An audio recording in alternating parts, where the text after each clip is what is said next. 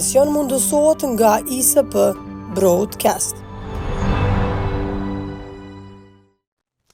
Mbrëma, kudo që na ndiqni të nderuar shikues, po hym në muajin e dytë dhe Kosova ende nuk ka rezultat as preliminar të zgjedhjeve të shkurtit për kuvendin e Kosovës. Këtë që kemi parë në këtë periudhë është një lëmsh i krijuar me debate për e kundër, me paraqitje të antarëve të KQZ-s në qendrën kryesore të numërimit votave në fushë Kosovë, me akuza kundër akuza për vjedhje votash midis kandidatëve për deputet. Ndërkohë që vendi po përballet me një nevojë jetike që ta ketë një qeveri sa më shpejt në mënyrë që jo vetëm të konfirmohet stabiliteti, por që vendi të kap momentet më të para të këtij rendi të ri gjeopolitik për zbarkuar sa më shpejt tek vëmendja e komunitetit ndërkombëtar, sidomos atij në Washington, mbi temat që presin sot Kosovën e që janë të hapura, siç është dialogu Kosovë-Serbi-Kosovë.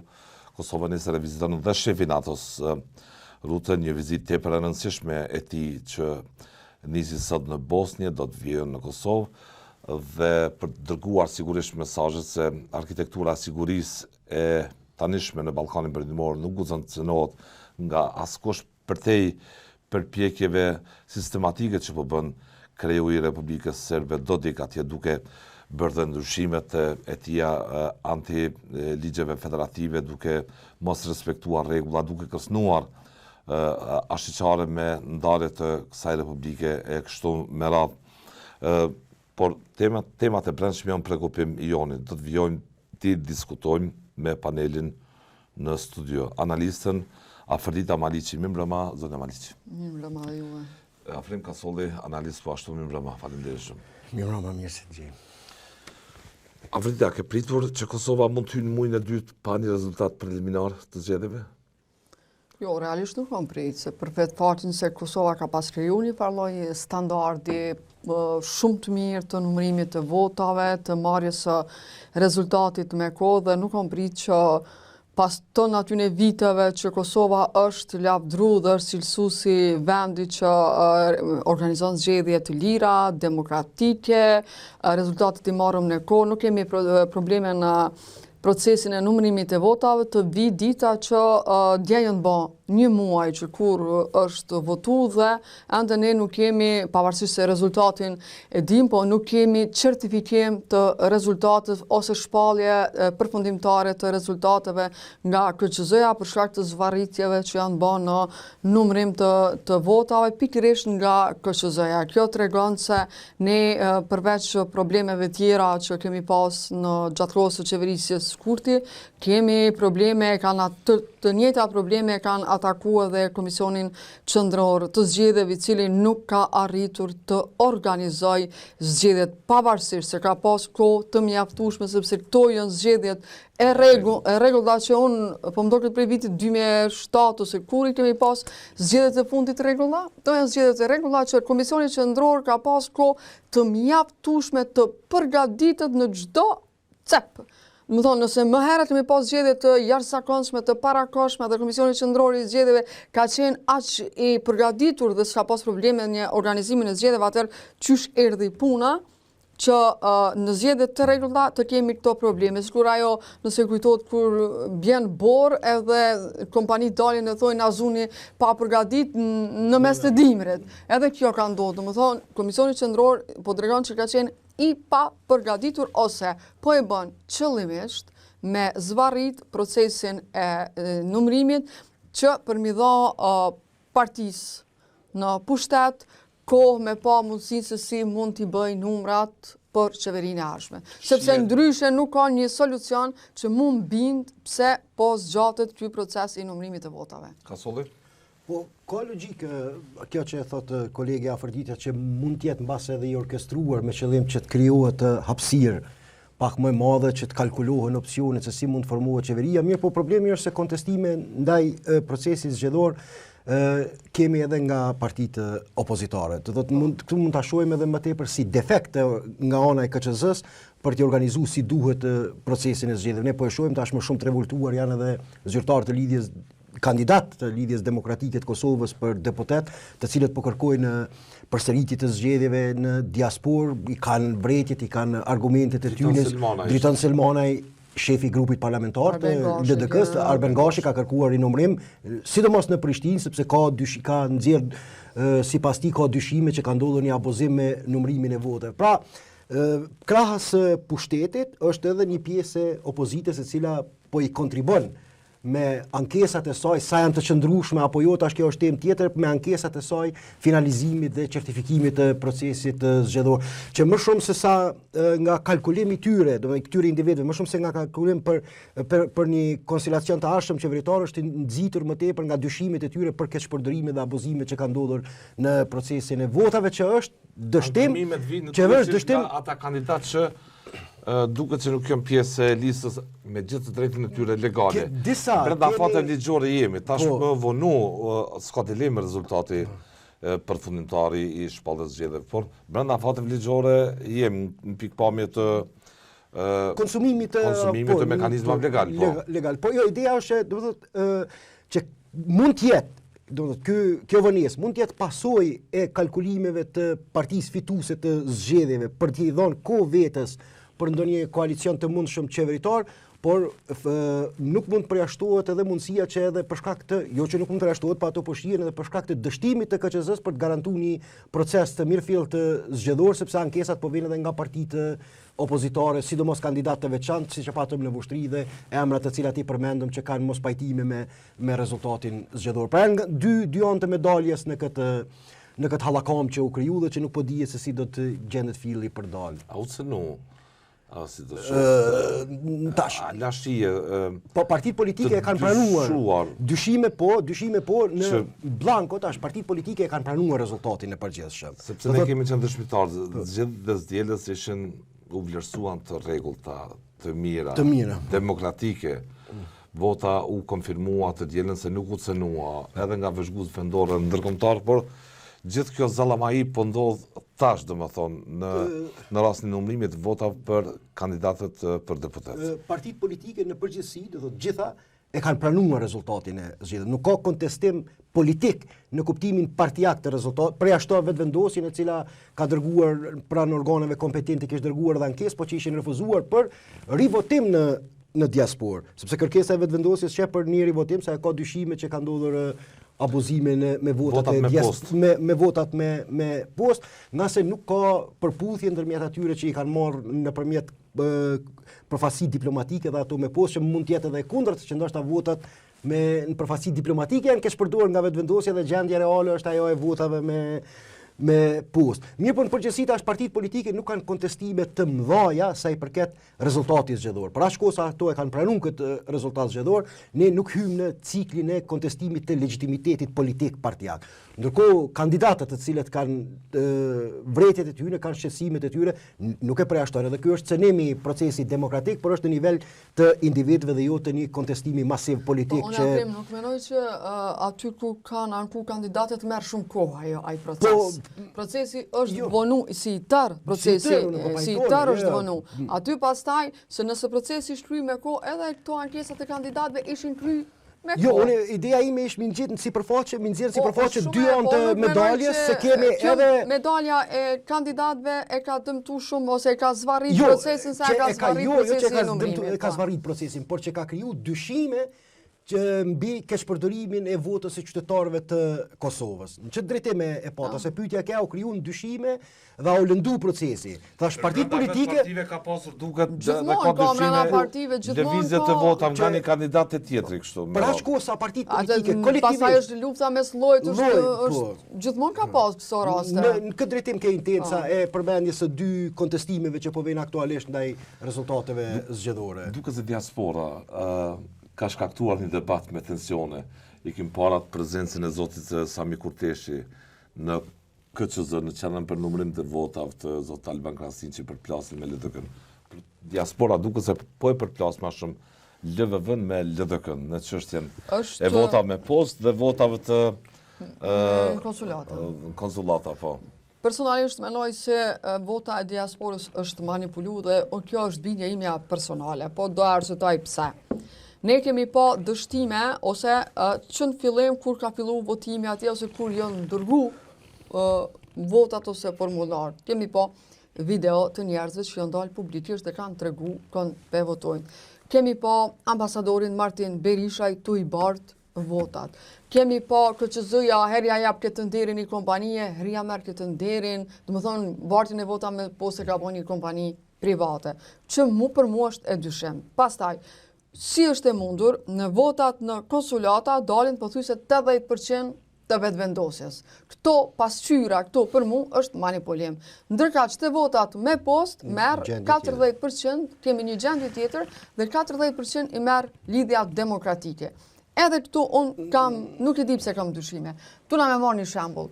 Në Drenas kanë votu 25.000 qytetarë të Drenasit dhe Lidhja Demokratike në atë komuni ka marrë 700 vota. Në votat me post, Lidhja Demokratike nga 2.000 vota se janë të Drenasit me post i merr 345 vota. Njëti fenomeni është edhe në Deçan. Edhe në Deçan ka prezencë shumë të vogël në teren Lidhja Demokratike e Kosovës, tërka votat me post nga qytetarëve tonës e Deçanit, dhe nga diaspora janë pakrahasimisht shumë të larta me për Lidhjen Demokratike. Dyshime ka, se si është e mundur edhe LDK-ja që i mori këtë votat me post.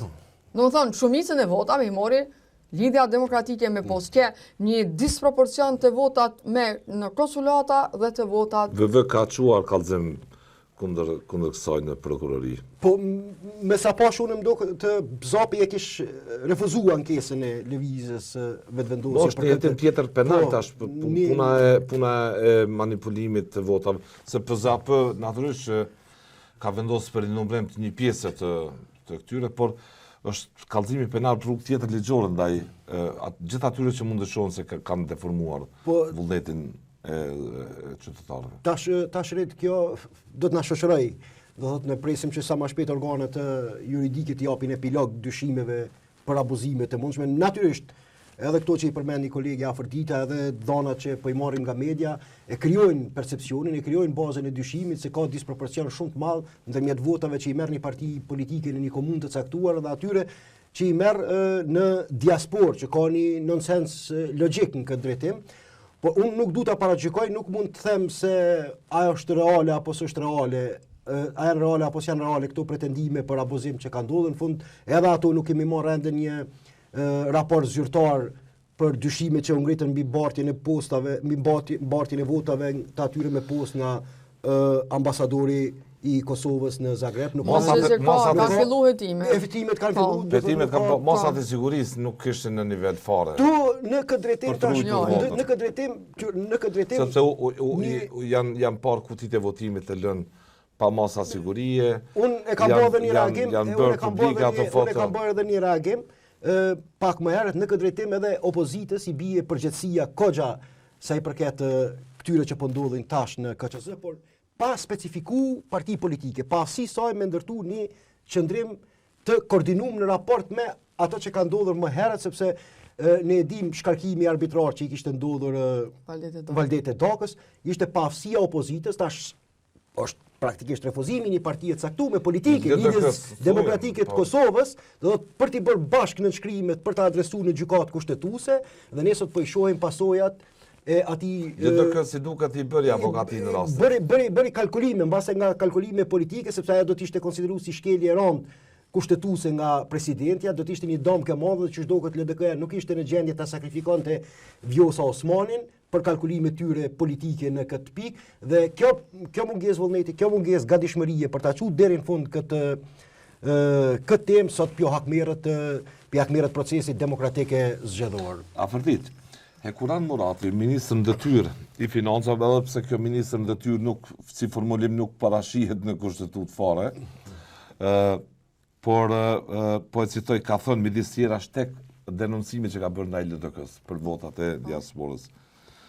mjafton ka thonë të shikon top 10 kandidatët më të votuar, sipas cilës mënyrë votimi për të nxjerrë përfundimin nëse vërtet kemi të bëjmë me votë reale, si e rezultati i rritjes organike apo kemi të bëjmë me votë manipuluar. Kur e bëjmë këtë krahasim, del se 10 kandidatët më të votuar sipas votave në ambasada dhe vota me post përputhen si vjen. Për lëvizjen vetëvendosje ka thonë 90% përputhje, për PDK-n 80% përputhje, për DTK-n vetëm 40% përputhje.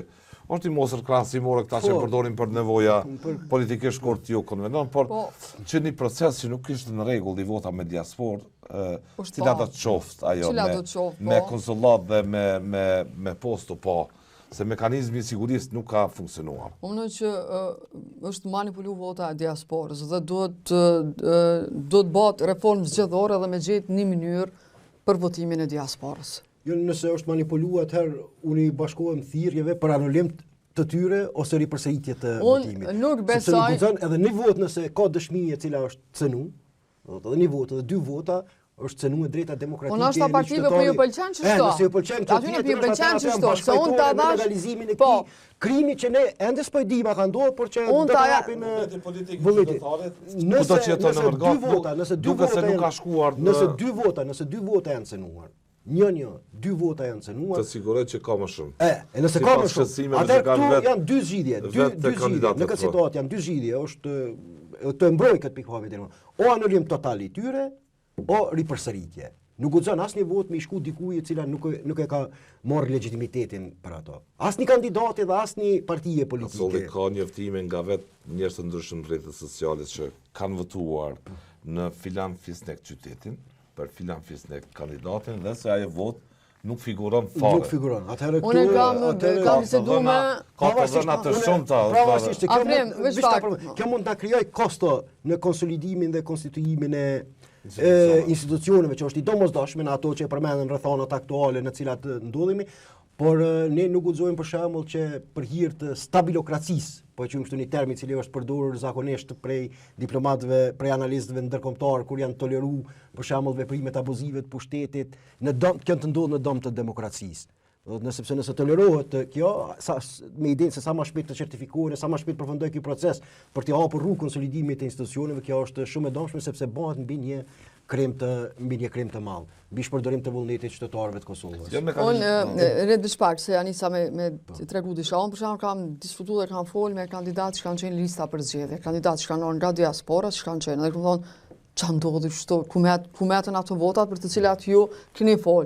Ata vetë kanë dyshime, thonë unë, po thotë kryetari Delës së PDK-s në Itali, thotë unë e di se 2000 vota kanë shku prej Italisë për PDK-n dhe ato nuk figurojnë. Nga konsullata ki fjalën. Me post që kanë qenë, me post. Ne thotë kemi marrë dëshmi se thotë na 4 vjet kemi punu për me i bë 2000 vota minimalisht. Dhe është e pamundur qysh njerëzit që kanë ardhur me 200 kilometra, kanë udhëtu, kanë ardhur në për tubime, me dëshirën e vet, si ka urdhëruar kërkosh. Në periudhën të bëjmë ai ta jap votën se nuk ka arsye për. Nuk ka arsye, si ka imponuar kërkosh edhe tash dalin 200 vota, ose ti rastin e Malishevës. Malisheva për shembull, diaspora Malishevës është shumë e përqendruar në Itali. Dhe çfarë ndodhi sa pak vota mori diaspora nisma në diasporë. Më thonë, këtu tregon se diçka ky hendek ka ndodhur diçka aty.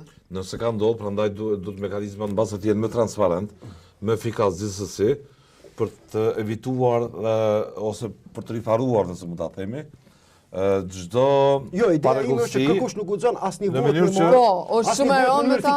Asnjë vot guxon me marr. Momentin kur në mënyrë fiktive dikush e merr një votë, merr një legitimitet, ajo është të nohet parimi demokratik. Vonohet çdo gjë në mënyrë që të qartësohet çdo gjë me vullnetin e sovranit. Deri në fund, që të qartësohet kjo situatë që asnjë njeri në mënyrë fiktive të mos e fitoj legitimitetin politik.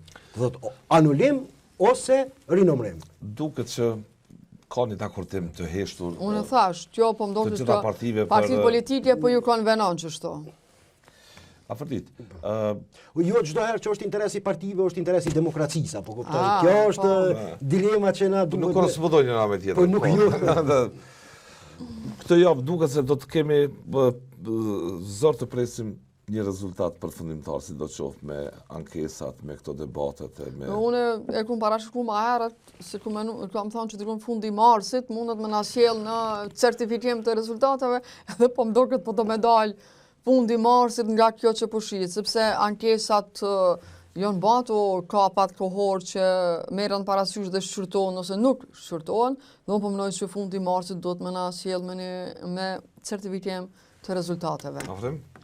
U shpresojmë që të ndodhë sa më shpejt ashtu në teoritë hipotetike të parashikimeve, në varësinë e, s'po them neglizhencës, sepse ka njerëz që punojnë mbase në KQZ asim, por duket se nuk i kanë bërë mekanizma si duhet që ata të jenë funksional. Ja, edhe ky dështim duhet mu adresu patjetër, rritur prapë tham fillimi i këtij kaosi, deshëm apo s'deshëm ta pranojmë, qëndron tek intervenimi arbitrari i pushtetit aktual në shkarkimin që ka ndodhur në KQZ. Është e pa justifikueshme, pa precedent. Po mbi individin nuk mund ndërtohet narrativi. Situacionet do të jenë të qëndrueshme. Nuk është më lidh për individin. Jo, pajtona. Mund me thonë një njeri ka garantuar këtë proces. Jo, pajtona, nuk qëndron. Jo, çfarë mosa paraprake ndërmerr trajnimin e stafit, çfarë mosa paraprake. KQZ përbëhet për gjitha partive. Gjitha partive.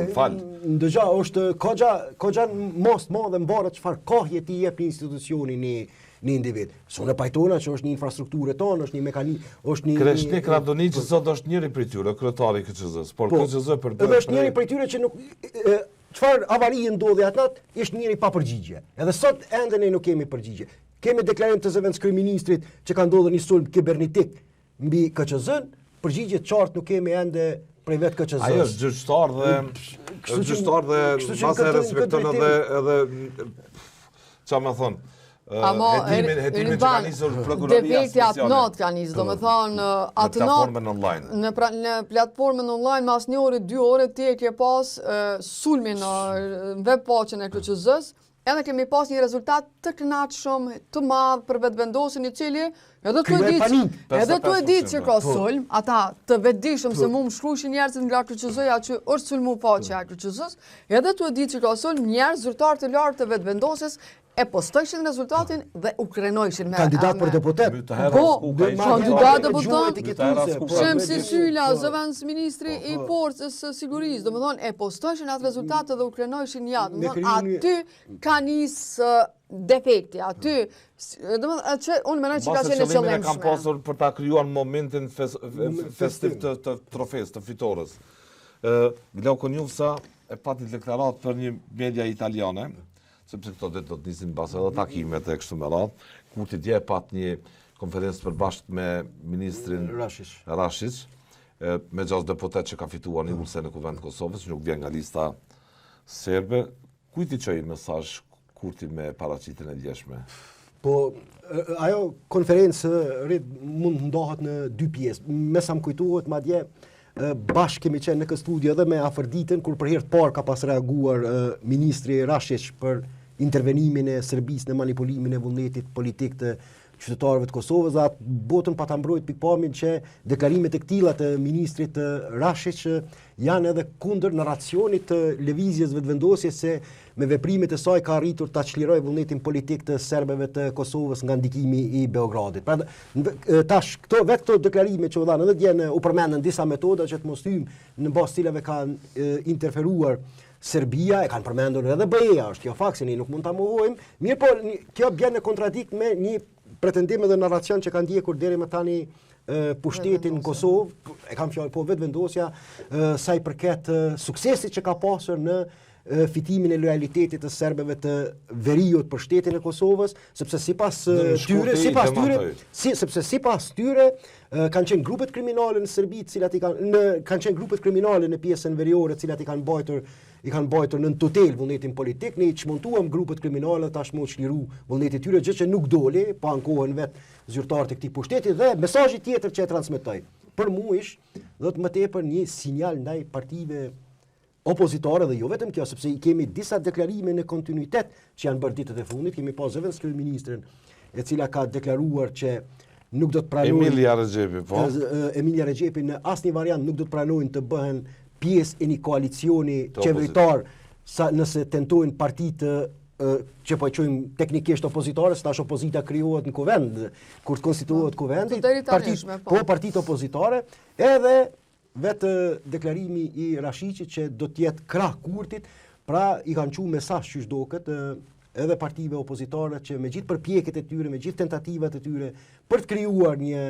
qeveri pa partinë fituese të zgjedhjeve, vështirë se do të kalojnë sepse nuk do ta kenë mbështetjen e disa prej pjesëtarëve të deputetët e pakicave jo serbe, një pjesë e tyre janë me mu thakë. Janë me mu, janë 6 me mu. Nuk janë me opozitë, nëse ajo tenton ta bëjë qeveri. Por edhe po është interesant se edhe 2 të partive opozitare minoritare, të partive minoritare jo serbe kanë deklaruar që mbase kanë dyshime do ta votojnë Kurtin. Edhe Kurti nuk i ka të plot, kështu që vetëm po thellohet kaosi dhe paqartësia se tashmë jemi në një situatë ku 2 kampet politike, ato megjithëse partitë opozitare nuk janë një kamp unik, ato s'kan as komunikime që po shihen ndërmjet vete, por teknikisht po e quajmë vetëm për arsye metodologjike. 2 kampet kryesore politike nuk i kanë numrat e mjaftueshëm aktualisht për ta siguruar pragun magjik të gjallëtën e votave për formimin e qeverisë. Ama kur të fillojnë bisedimet, për shembull, ta plotësoj aprimin, kur të fillojnë bisedimet, nëse kemi fatin me pas një qeveri që do bëhet nga opozita, unë mendoj që kur fillojnë bisedimet, këto komunitetet jo serbe pavarësisht deklarimeve binden në një moment që jo është preferenca ime edhe rritje din unë gjithmonë koxhan most madhe e kam si preferencë mi u referu deklarimeve publike. Do të ato e marrën se kështu ta ata deklarime publike i bojnë, po pastaj vetë. E kemi po ashtu edhe që kemi diskutuar, kemi edhe listën serbe e cila është e heshtur, ajo është aty me 9 deputet në kuvendin e Kosovës, po pret, do thotë, edhe ajo ka kushtet e veta politike që ne ende nuk i dim cilat janë kushtet e saj politike që mund t'ja parashtroj si lëvizjes vetëvendosja, ashtu edhe partive të kampit opozitar. Sepse është edhe një deklaratë tjetër se vetëvendosja është një dyshimeve të pamundësisë për ta themeluar qeverinë, është edhe një deklaratë e cila është dhënë nga shefja e grupit parlamentar të lëvizjes vetëvendosje, jo pushtet me çdo kusht dhe me çdo çmim. Kështu di paraforsisht që nëse e sheh si formulim, më besoni ose jo, si formulim nuk është formulim në natyrën e Mimoza Kosarit të ketë formulim. Gjitha pushtetet i kanë rru Mimoza Kosari.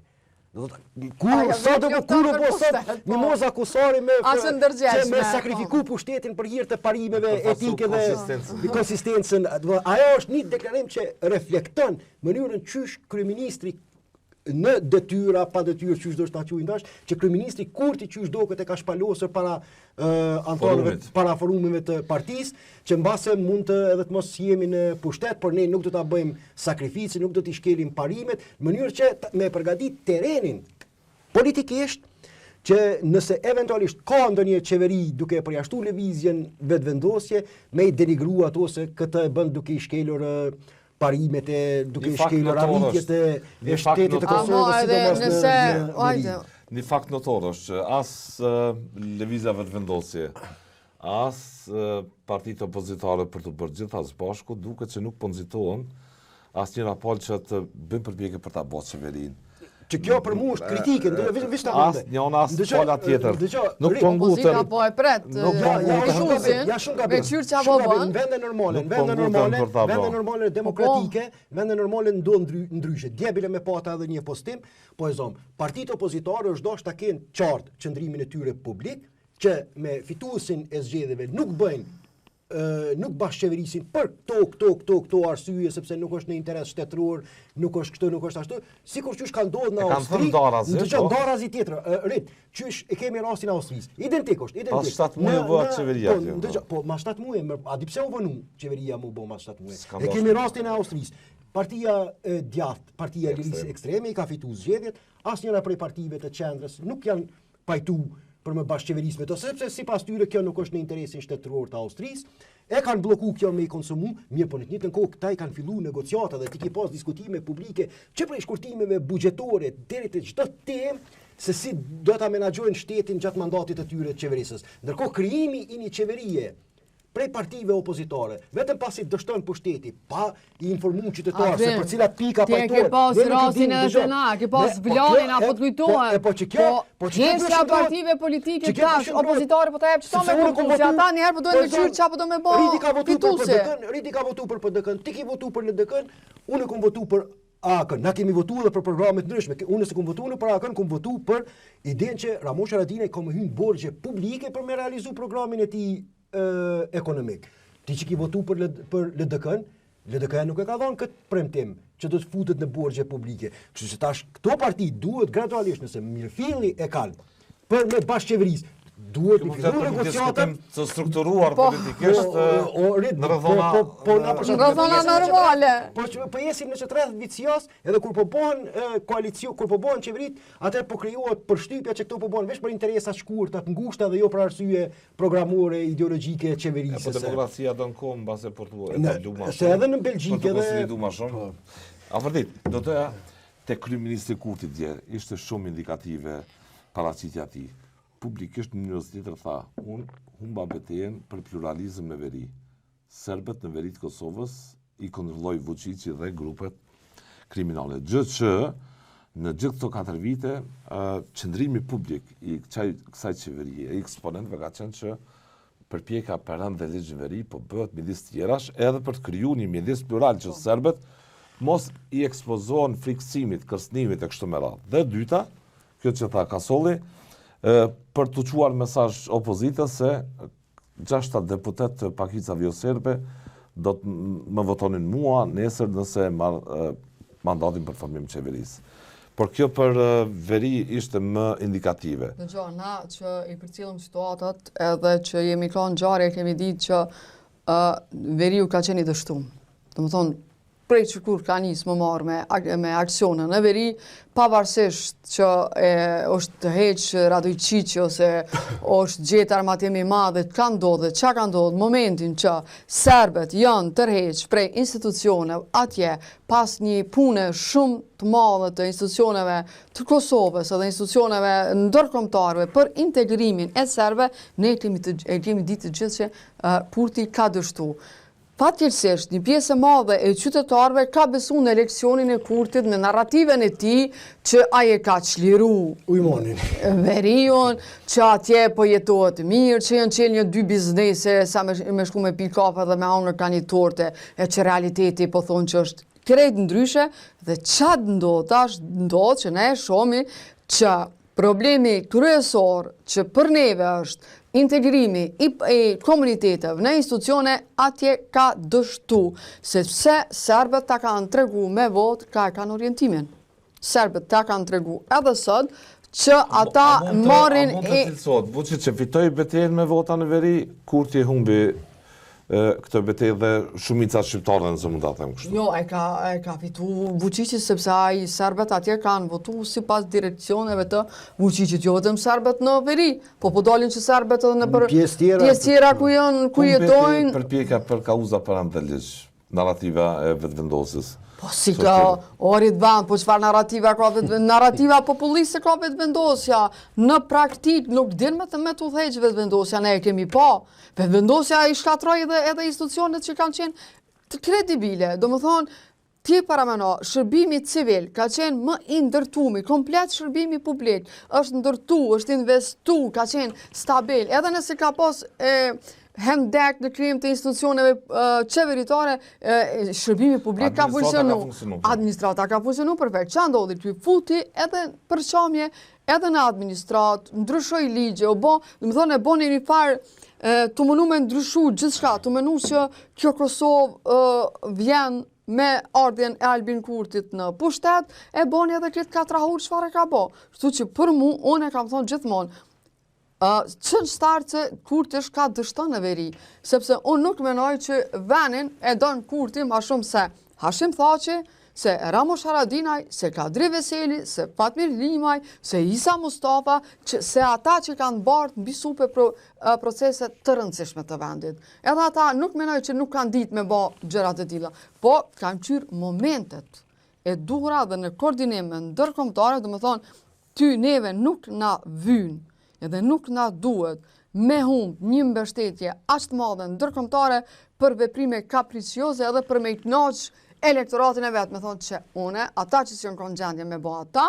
unë e bona, por realisht nuk ka bo kërgjëheq. rezultati. Do të diskutohet sërish në... Kjo është temë... Interesant kam një pyetja, që nuk e kemi shtruar se diskutim as kështu. Pat një reagim edhe të komunitetit ndërkombëtar, gjermanëve me tjerëve, që në veri pati ndërhyrje nga qeveria e Serbisë. Në këtë rast, a do të nënkuptonte që Serbia të shihet si palë e pashmangshme për diskutuar për veriun në një proces pa marruar sot në Bruxelles? Po jo, ajo është palë e pashmangshme. Është procesi... Po, mesazhi është... Po, edhe kritike në dy anë. Jo, se Serbia është, se ne negociatat, dialogun e zhvilloi me Serbinë për akomodimin e serbëve të Kosovës. Formalisht po, praktikisht Kosova ka biseduar me komunitetin ndërkombëtar për Kosovë. Gjithë. Po është ideja që të arrihet, ideja fillestare, ka qenë që arrihet edhe me që të kritikuan Serbinë, por a e quan mesazhin indirekt që Serbia nuk mund të heqet nga tavolina për veriun e Kosovës kur bëhet fjalë? Jo, ajo është e qartë, se ne pa pajtimin. Për shikuesit po flasim. Po, ajo është e qartë se pa këtë ideja, këtë procesi i dialogut, që ka fillu prej 2011 që ka fillu, ka qenë që ne ta fitojmë pajtimin e Serbisë, kur edhe Serbia t'jetë pajtuar me akomodimin e serbëve, se këtë dialogu zhvillohet për këtë arsye, për akomodimin e serbëve të Kosovës brenda shtetit të Kosovës, por që kjo duhet të bëhet me Serbinë. Kurti një kohë ka kundërshtuar pikërisht këtë strategji, nëse të ju kujtohet neve na nevojitet dialogu nga poshtë, lartë, jo nga lartë, poshtë me serbët lokal, por që ky rezultat i zgjedhjeve i tregoj që ka dështu për me Juni midis plural, në kontrol... Për me realizu, dhe më thonë, projektin e ti që nëpërmjet komunikimit në nivel horizontal me Serb për me realizu agendën e ti politike. Fakti, kjo është dështimi kryesor. Qëre, në veri, edhe njerë për në veri... Shka, mund të jetë populles, për nuk mund të quhet që ka qenë qëndrim jo parimor. Se ka bërë zoti Kurti këtë për konsum populist e narrativ nacionalist, o tjetër gjo, që ka shemë shumë projektime të interesat për shtetin e Kosovës që mos hynën masa ndëshkuese nga Bashkimi Evropian, që të bëhet antar në Këshillin. Kosto janë shumë e lartë.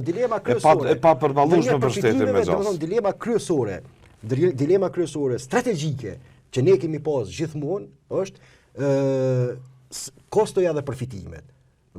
Ne mund ta kemi një përfitim, mund ta kemi mbasi një përfitim dhe disa struktura është e vërtet në Verina, bashkë kemi qenë. Nuk është situata sa i përket të sigurisë çfarë ka qenë paraprakisht. Dhe mirë po këtu Kurti ka pas edhe një fat.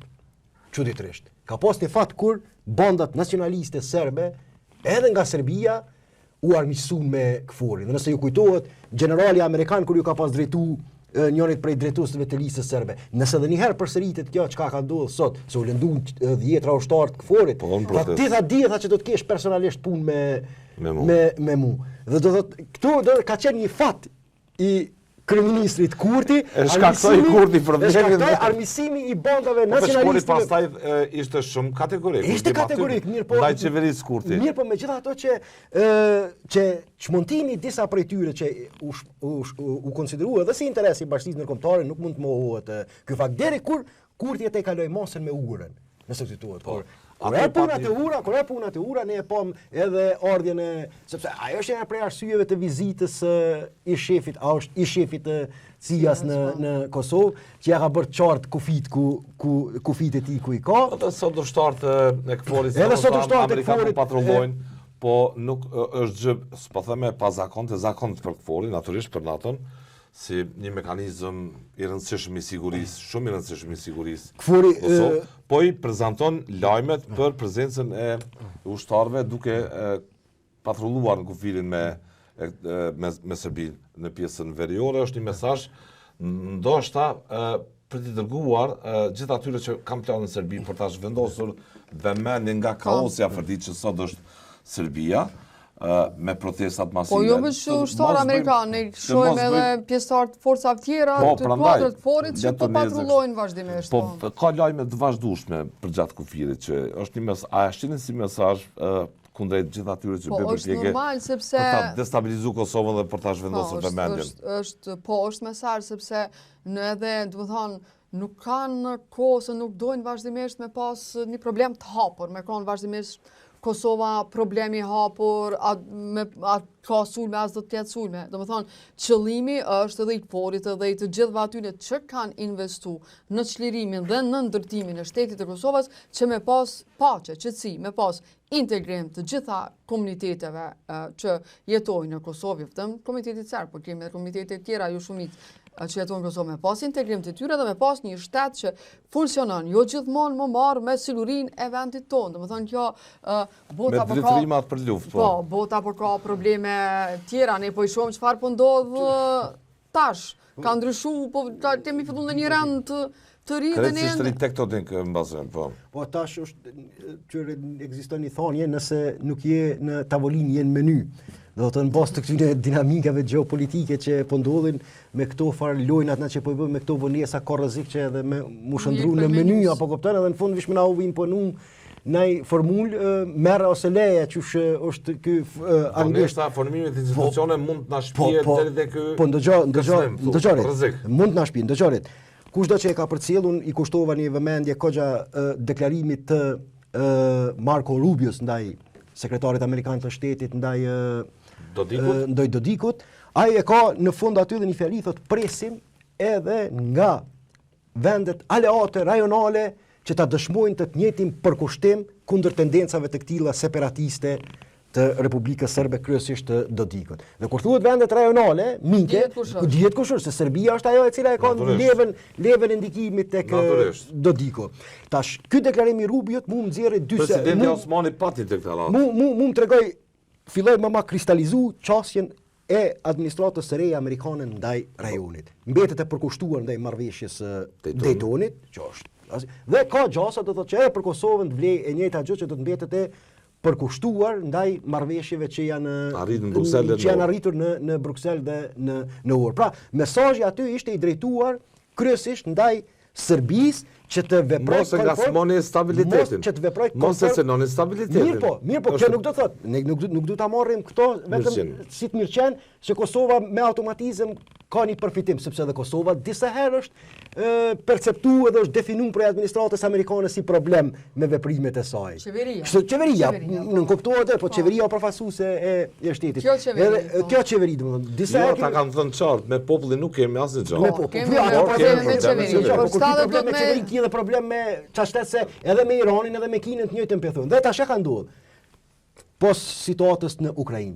Pak ju ka kushtu vëmendjen një deklarimi të para 2 ditë të presidenti Trump me një letër që ja ka dërgu Ajatollahut Khomeini ku i bën thirrje për rikthim në tavolinën e negociatave për programin bërthamor. Dhe në një deklarim të djeshëm thot, nëse nuk do t'i nënshtroheni këtyre direktivave, mund të përballeni me një pasoja të goditjeve ushtarake. Taksativisht e ka thënë. Taksativist i kemi djetë deklarimin e presidentit Trump. Po ndryshoi edhe Khomeini që drejt tani. U zbut. Po ndryshojnë të gjithë.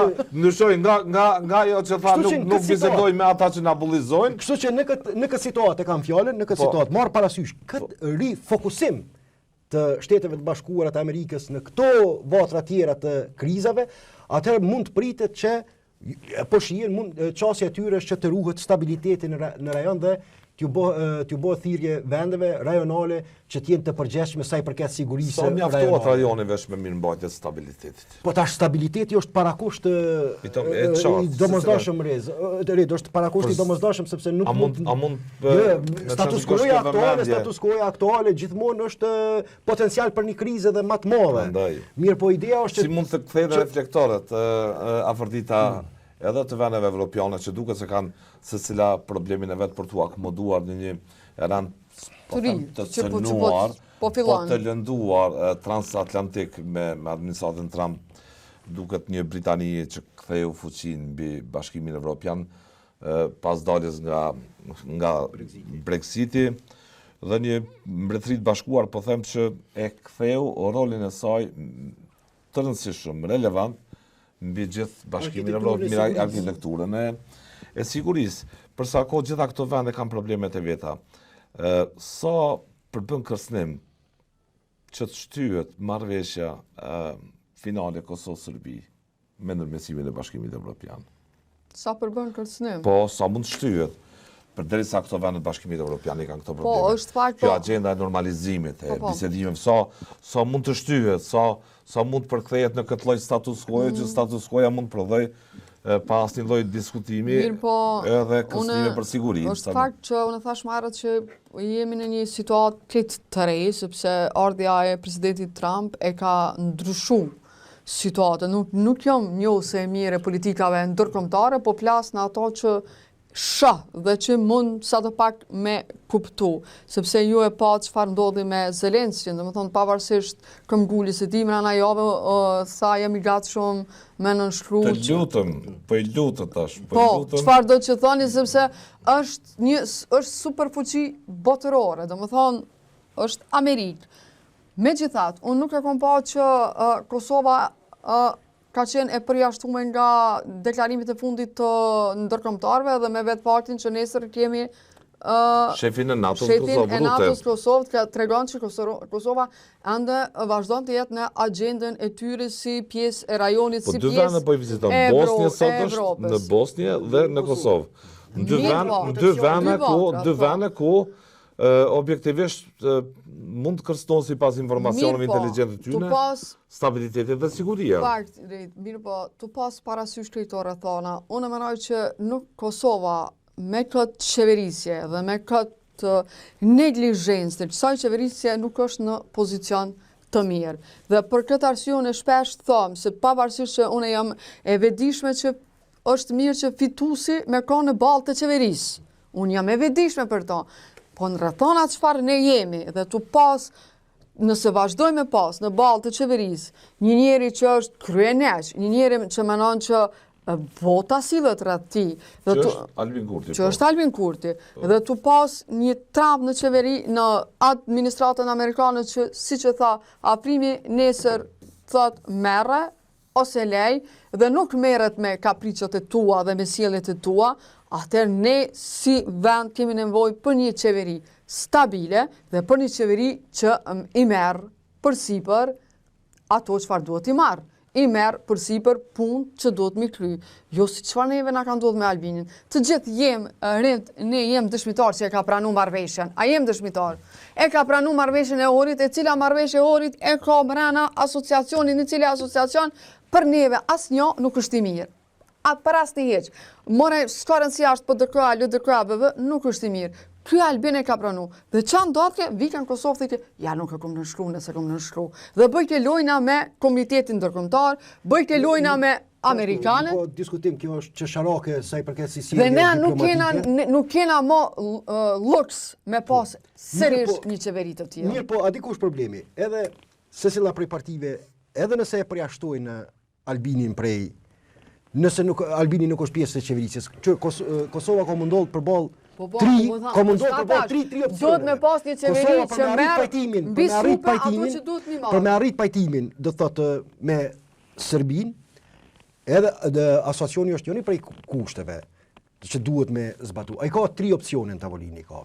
Një është ose kam një rikthy ide së këmbimeve territoriale, që tash njerë nuk duket në base a është asë është opcion kjo, nuk e di, për këto e thot bilem edhe një institut shumë prestigjioz në Amerikë, që thot janë tri opcione. E para është këmbimi i territoreve, e dyta është autonomia, sidomos për serbët e veriut, dhe e treta në base, sikur thot Bashkimi Evropian me një infuzion shumë të madh financiar në Serbi, do ta binte që të heq dorë nga është interesuar se Bashkimi Evropian për një infuzion të madh financiar? Po jo sa ata, po çfarë po çajo ka mundësi tash me dhon Bashkimi Evropian. Si ka rënë, Ti sot e ki ata e mbledhen veç në hava, është edhe ai deklarimi për 800 miliard. Për 800 miliard se ta. Sa po gjen koti këtej reflektorët ka përfundimi kësaj zgjidhje. Vetë jo, ajo që është e rëndësishme, që mos keq kuptuat, ajo që është e rëndësishme rit është në bazë të, prapë them, bazë të indicieve të para të Marco Rubios,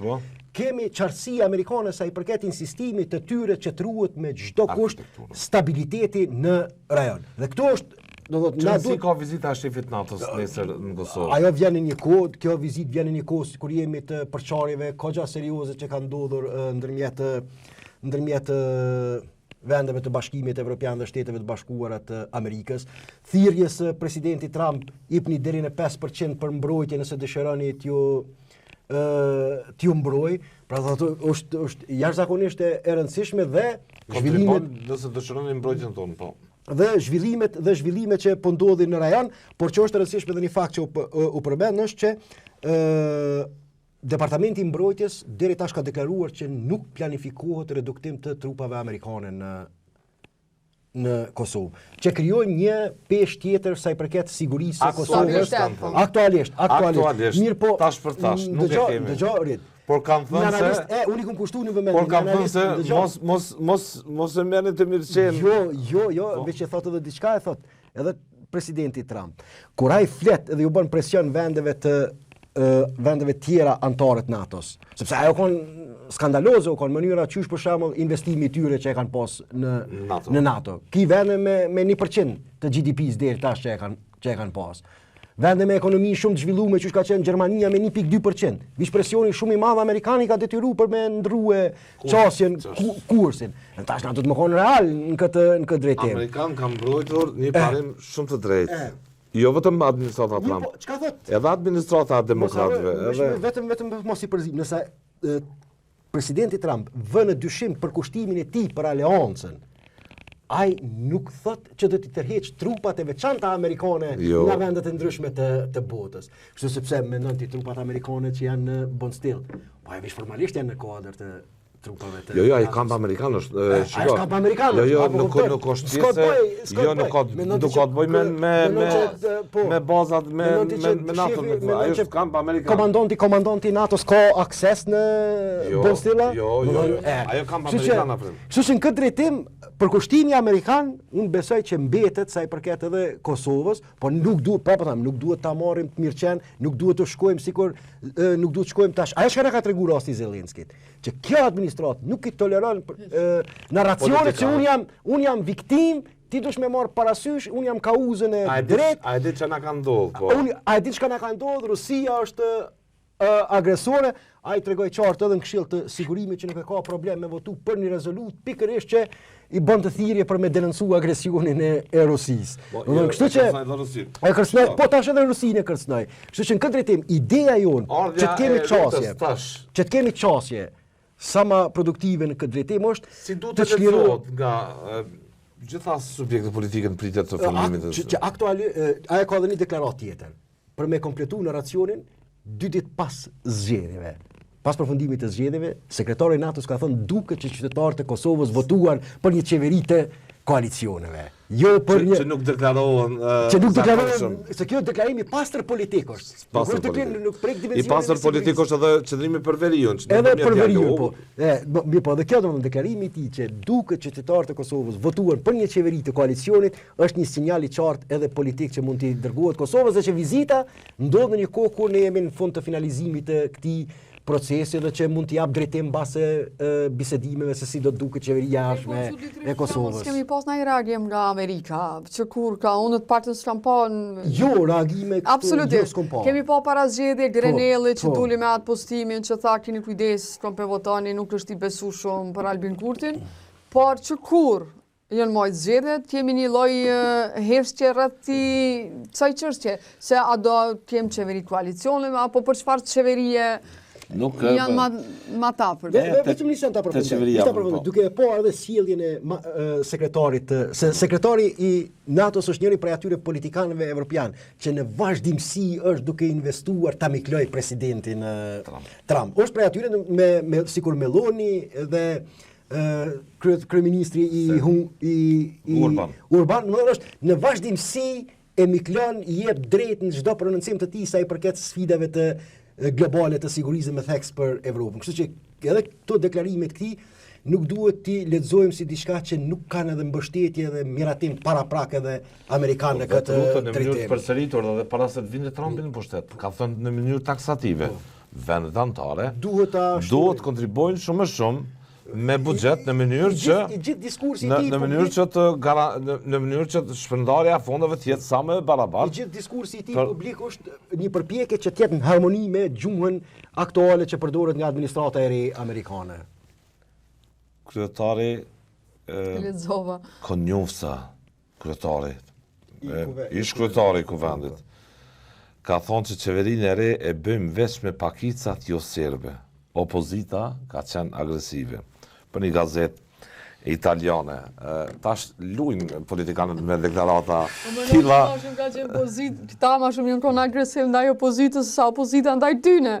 Diskursin e kanë pasë vulgar. Opozita është agresive, tha. Por unë se di ku ka qenë. E qatë në notës djelës kur kërëministri tha, hajvanat. Jo veç ato, po jo miza, jo... Po qashu ka thonë... Shtëpe, që bëj kanë figurativisht të afrimë? Po. Kështu, ha? Unë e kam definu si gjumë dehumanizuese, që mjerisht ideologikisht buron prej traditave fashistët mendimit politik. Jo gjuhë kur oponentët politik dehumanizohen nga digniteti Jo, Avrem ta për shembull, një mujdet, 30 ditë fushat, nuk kanë dalë para qytetarëve, para simpatizantëve vetë, mi thonë që është programi jonë. Opozita agresive. Ta kanë dalë e kanë thonë, kjo opozit qëto, për dëkyhi, le ata janë, do të thonë me shprehje ma vulgare. I vetë me Haradina, mi po këto partit... Më të ashpër. Haradina ka kohë që ka pas, jo vetëm në fushat, po edhe ma herët e ka diskursin e ka pas të tillë ndaj. Që ka thonë s'është joni. S'është joni, dyshaj që është me Serbinë edhe... është njeri Rusicë e Serbisë. Po, e ka thonë Haradina, mirë po, dy partit e mëdha, po të LDK kanë pas gjuhë të matur në fushat. Më thonë, unë se di kërë ka po agresivitetin konjufca të këto dy parti. Lahi Ibrahimaj, në një paraqitje të para disa ditësh, transmetoj po ashtu një bombë. Që se për hir të opinionit, duhet themi gjuha edhe gjuha e Haradinajt ka qenë më e butë se sa gjuha e vetëvendosjes ndaj oponentëve politikë, sepse gjuha e Haradinajt i referohet veprimeve politike të kryeministrit. Ndërkohë ky zhvesh totalisht nga digniteti njerëzor oponentët e tij politik. Kështu që jemi të qartë në këtë drejtim. Krahasimi o kë? Krahasimi është në momentin kur i thuti dikujt që mund të jesh agent i Serbisë apo i Rusisë apo i shërben agjendave të tilla politike antishtetrore, ti referohesh vetëm veprimeve politike të një individi. Ndërkohë ka thënë ky veprim, sipas kalkulimeve të tij, sipas jo se e komponi tendencë të mbështetësve të kurtit me relativizu gjuhën e tij dehumanizuese, më thonë me thon dikuj mis apo agenti Serbisë. A me shpall dikon mikrob politikisht apo me veprimet e tij do të thotë janë pjesa e shërbimit serb. Në këtë drejtim, gjuha e Haradinajt veç e përkufizon edhe e sulmon veprimin politik sipas tij të kryeministrit Kurti. Zona Maliqi ka drejt, Haradinaj ka kohë që ka qenë konsistent e përsërit të deklaratë ndaj edhe para zgjedhjeve, edhe para fushatës. Me bë këtë krahasim. Për mua është më e rëndë kur publikisht e politikisht dikon e dehumanizon prej statusit të dignitetit njerëzor, se sa ja sulmon veprimin e tij politik. Haradinaj ka sulmuar veprimin. Ato mund zhvillohet debat, sepse mbi veprimin politik dikujt mund të zhvillohet debat. Mund të ndërtohen argumente dhe kundërargumente. A me nimis çysh mundesh me zhvillu debat? Çysh mundesh me nimis është për me shkel. Po. Kjo është prandaj ka pasur edhe dënime. Po nga organet kompetente. Po, është partia që më shumë ka marrë dënime nga Abzabi pikërisht për shkak gjuhës që ka përdorur në fushat. Me gjas do të kemi takime. Javën e kaluar u tha se u zhvilluan takime midis Memli Krasniqit, kryetarit PDK-s dhe zotit Limaj. Përsa kohë që zoti Limaj ishte në top vëmendjen e publikut për një deklaratë të tij, se tha se kur tha se jemi kaq të ulur me KD për Kosovën, përfshirë edhe zotin Kurti. Duket se taktizoi zoti Limaj me ato për ta rikthyer reflektorët ka vetja e tij. Po e njoh zotin Limaj edhe atë aktivitetin e tij politik gjatë kësaj kohe kur nuk ka qenë në parlament. Më ka dorë befasuese dhe mëse ne e kam analizuar si taktik e tij për me pa ndoshta edhe ku ose me arrit pak vlerën partisë së tij, e cila tashmë ka 3 deputet. Sepse unë e di që Limaj ka qenë njëri nga iniciatorët për një front të përbashkët opozitar.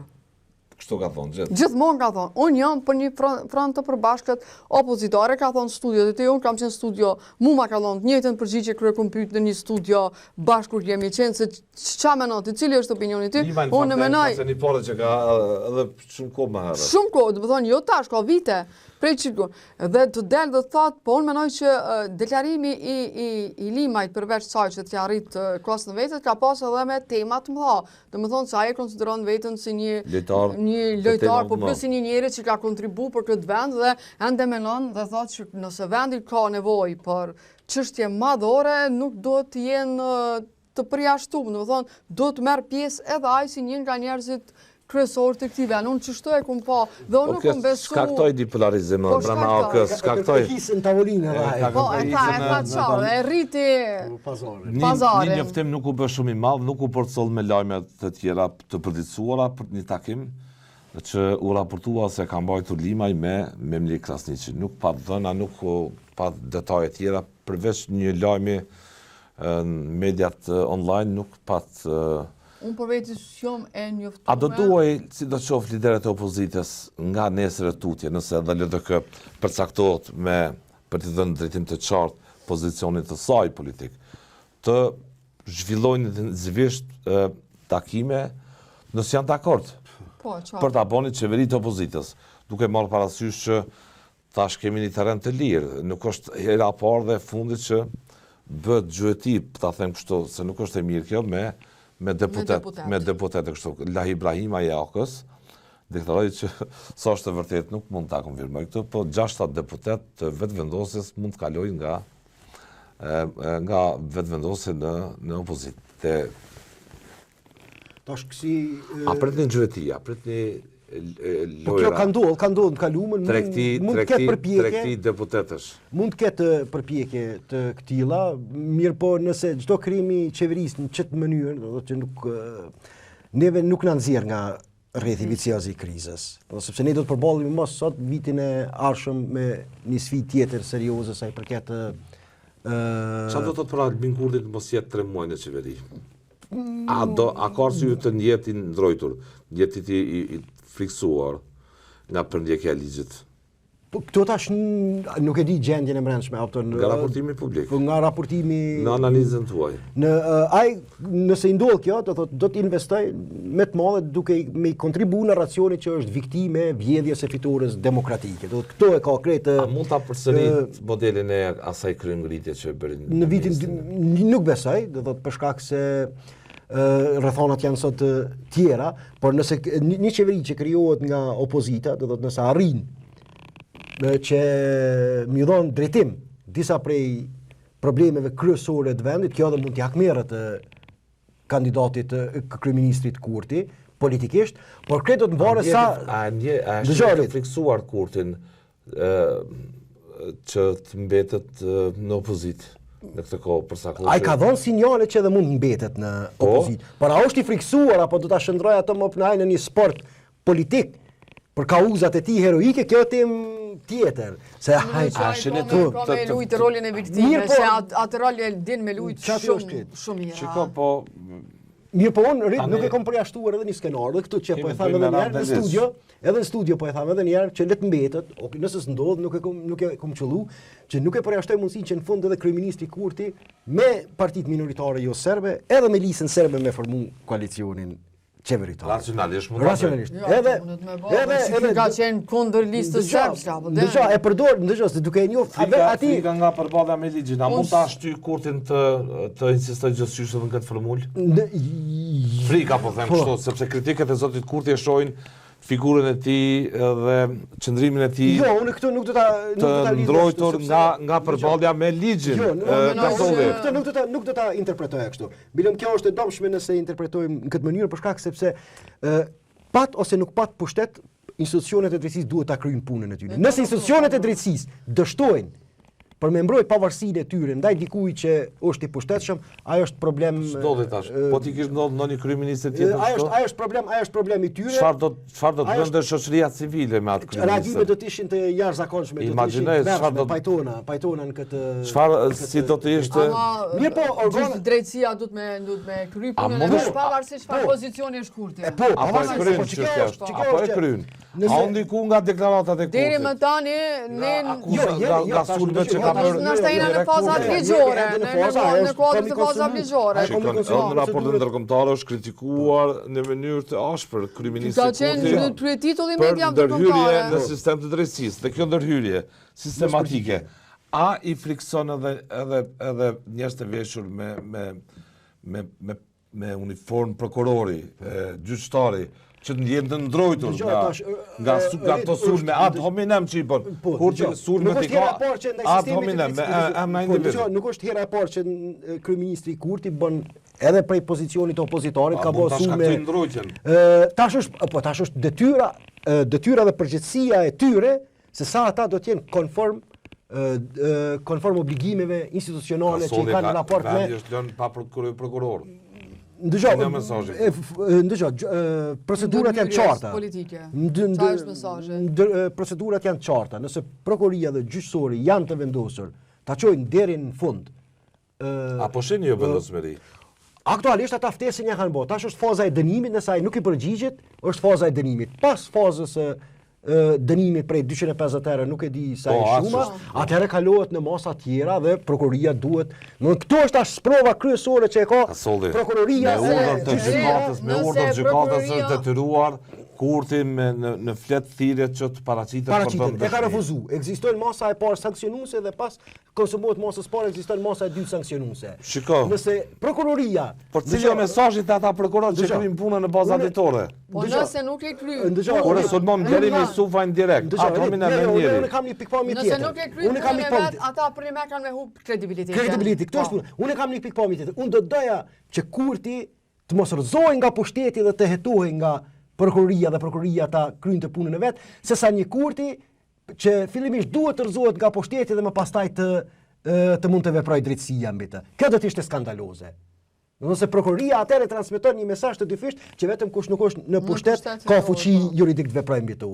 Kështu që preferenca ime në ekstrem po shkoj, prapë folëm në ekstrem po shkoj, se rrethona normale ti e del politikanët kur ftohen nga prokuroria shkojnë e japin dëshminë, por preferenca ime është që kryeministri Kurti të jetë në pushtet dhe institucionet e pavarura drejtësisë të kenë fuqi të veprojnë juridikisht mbi të, sesa ne të arëzojmë dikon nga pushteti para se të veprojë... Lëvizja vetëvendose i ka aktualisht 48 tulse. 48 tulse, plus 10 që bëjnë pakicat jo serbe, 58, plus 10... plus 10 komplet, 68 vota. Racionalisht... Me që kjo matematikë është... Racionalisht. Po këta... A mund da nesër të Kurti, kur e kam bërë gjithë...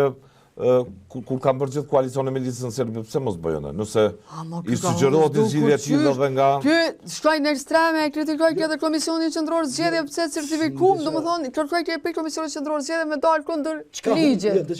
Aspa jetu transformim Kurti në gjithë këto vite? Jo, sa ka mujt valla. Çdo besonin në këtë lider politik para çdo veprimi, do të bën një lloj kalkulimi se çka humb apo çka përfiton apo nuk përfiton apo përfiton nga një veprim i tillë. Dhe Kurti edhe në këtë rast në koalicion eventual me listën serbe e shtron dilemën çka humb dhe çka fiton. Me listën serbe, nëse s'mundet në variantë të tjera me kriju qeverinë, e risiguron pushtetin. Por a mund t'i kthehet kjo në bumerang? Ai do të tentoj ta justifikoj para mbështetësve të tij, edhe para opinionit që me Albin Kurtin kryeministër, lista serbe ka arritë të ndryshoj. Nuk e keni më thotë Radio Qiqi në Kosovë, ajo është dikon një ratisur në Serbi. Thot me ish partitë e kalume Radio Qiqi gëzonte vend qeveri, ndërkohë sot as në Kosovë nuk mundet mirë. Bilem thot. Për te justifikime. Dëgjoj, ai e përdor këtë justifikim. Në një mjedis racional politikisht, kjo do të ishte formula për ta qeverisur Kosovën në nesërme politike. Me 68 deputet. 68 deputet, sepse lëvizja vetëvendosje, ashtu sikur se edhe partitë e pakicave jo serbe dhe lista serbe janë pjesë e sistemit politik të Kosovës. Nuk janë antikushtetuese. Rrjedhimisht. Jo, me vetë partin si ki parti ka një zgjedhje i ka fitu votat, nuk është parti antikonstituse. Politik me ata, bilin përjashtimi i saj, qyshe e tha Anver Hasani është antikushtetues. Bilin përjashtimi ty nga ndarja e pushtetit është antikushtetues, jo negocimi për Kështu që transformime politikan kanë bërë gjithë. Jo, që kurti s'është kur gjë për me gëlltitur besu taj, se ne kemi po që ka bo shumë Nëse transformime. nuk shkon me tutje narracioni nacionalist, populist, mbasi i kthehet narracionit Por unë integrist.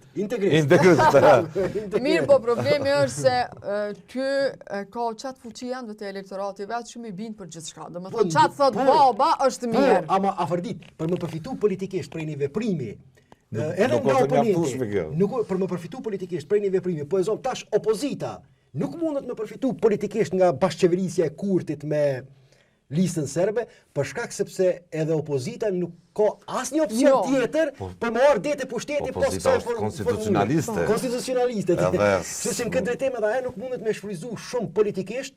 Bilëm kjo do t'i shihë për të madhe opozitës nëse i kërkon kryeministrit me përjashtu një parti kushtetuese. Jo, si ka kërku opozita. Shembull po thonë. Edhe opozita, opozita së që ka qenë shumë kritikuese, ma shumë ka qenë në media dhe shoqëria civile. 68 vota kena me kritiku në ti, mi thonë, pse e shkele standardin tanë. Që to kena me thonë. Se sa për opozitën, për qëto partitë nuk besajnë to që kanë qenë shumë aktive. 68 vota i bën, racionalisht.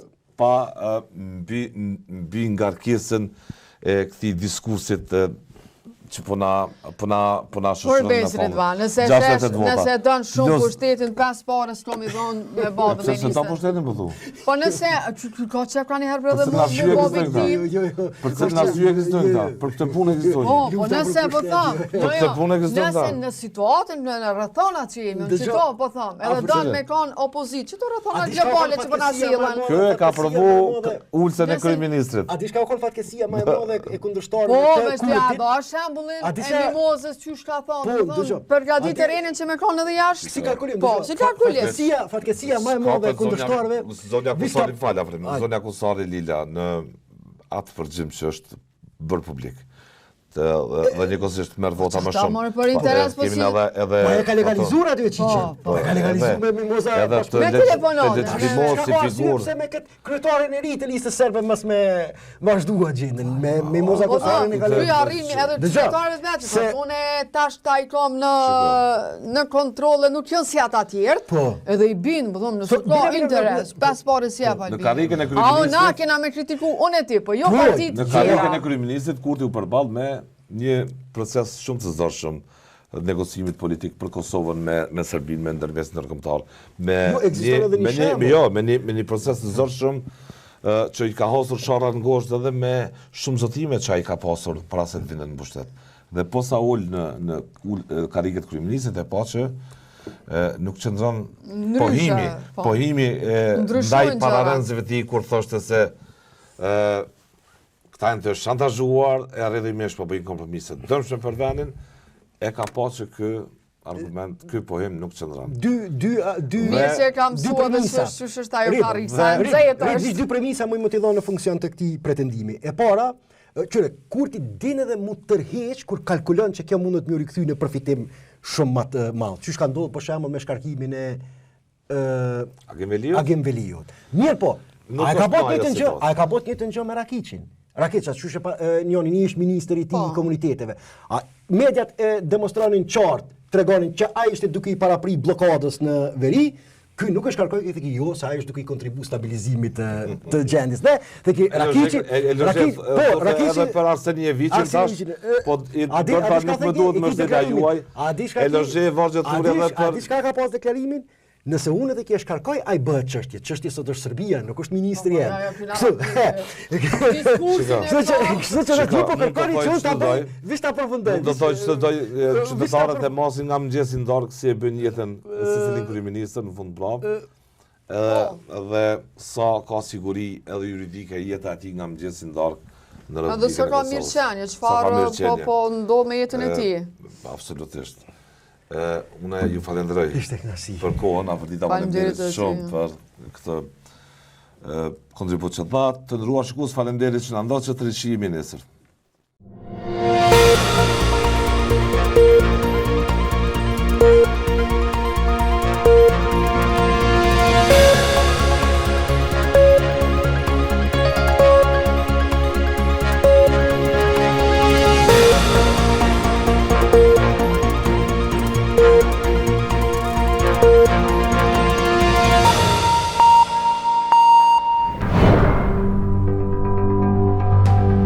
Ky emision mundësohet nga ISP Broadcast.